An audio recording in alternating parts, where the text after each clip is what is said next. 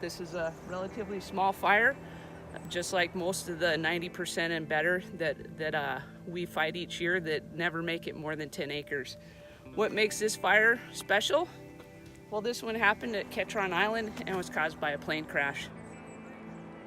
West Pierce Fire and Rescue was one of the first emergency agencies to respond. We recognize that Ketron Island is an island that we have sole jurisdiction on for wildland fires.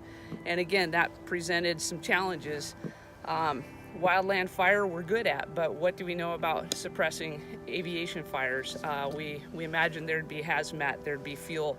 These are not things that we deal with on a regular basis. We responded to the ferry terminal in Stillicum. I tied in with the incoming incident commander, let him know that we were there. We again had suppression for the fire. It was within our jurisdiction. And I let him know that, hey, I have no idea what we're getting into, but I know I have resources that will be of value to the suppression of the fire and to aiding them in the efforts that they'd been contributing up to that point.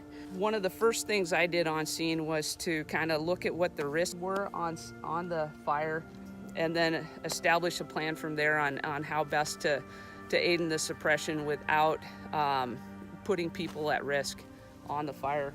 The fire was relatively low intensity, and we were blessed with weather that was going to be in our favor. Our canopy here doesn't have a lot of ladder fuels, so the fire was going to stay primarily on the ground unless it got into an area that was outside of the immediate fire area at the time that morning, especially for this time of the year. Had we had winds on this fire, had it been unshaded, I think we could have had a very different situation. This would have been our containment line had the fire had enough energy to move out of the actual burn area.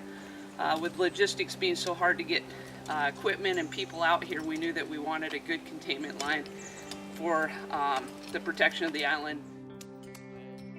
This scene looks nothing like it did the morning of the 11th when we arrived on scene. This has been significantly cleaned up. A lot of debris has been taken out. Obviously the airplane debris has been removed, and damaged trees were taken down.